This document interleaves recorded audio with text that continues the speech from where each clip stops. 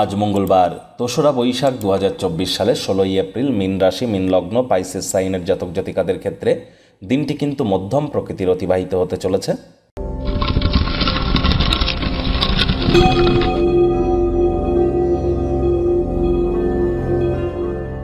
ভিডিওটির শুরুতেই আপনাদের সকলকে রাজযোগ চ্যানেলের তরফ থেকে জানাবো আজ অন্নপূর্ণা পূজার দিনে অন্ন পরমান্ন এবং পরমানন্দে আপনাদের দিনটি যেন অতিবাহিত হয়। আর আজ যেহেতু মঙ্গলবার, অবশ্যই কিন্তু আপনারা পারলে মঙ্গল গ্রহের বীজমন্ত্র ওম ক্রাং ক্রিং ক্রং সভমায় নামা এটি ১০৮ বার জপ করতে ভুলবেন না।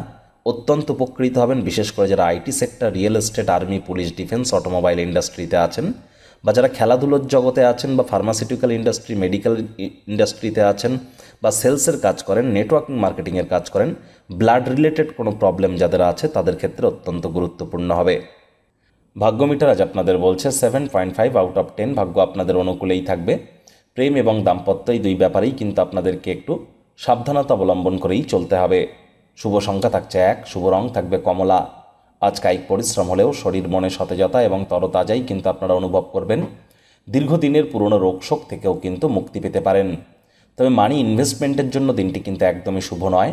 অর্থগতভাবে ব্যয়বহুল একটি দিন, তবে আয় ইনকাম ঠিকঠাকও থাকবে, তবে যেহেতু ব্যয়ও বৃদ্ধি পাবে যার কারণে সঞ্চয় ঘাটতি পড়তে পারে। আর চাকরিজীবী যারা আছেন তুলনামূলকভাবে তাদের দিনটি বেশ। বস কলিগদের সাথে ভাব ভালোবাসা বাড়বে, কর্মে গতি অনুভব করবেন। নিজের মেধা দক্ষতা ট্যালেন্টের দৌলতে প্রশংসার পাত্রপাত্রীও আপনারা হতে চলেছেন। রাজনীতিবিদ যারা আছেন জনসংযোগ বৃদ্ধি করুন, সমাজে আপনাদের পপুলারিটিও ইনক্রিজ করবে।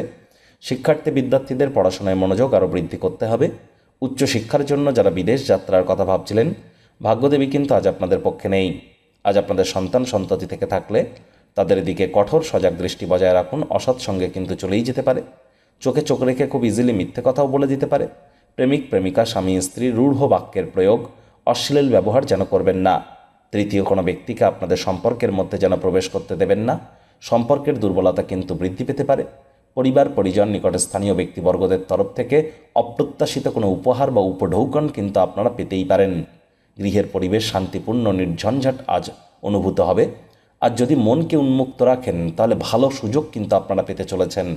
মনে রাখবেন, জীবনে তখনই সরলতা থাকে যখন আমাদের আচার ব্যবহারে থাকে। শত্রুপক্ষ বিরোধী পক্ষ আজ কিন্তু খুব একটি শক্তিশালী থাকছে না, সুতরাং এই বিষয়েও অতিরিক্ত টেনশন গ্রহণ করবার কোনো প্রয়োজনই কিন্তু নেই।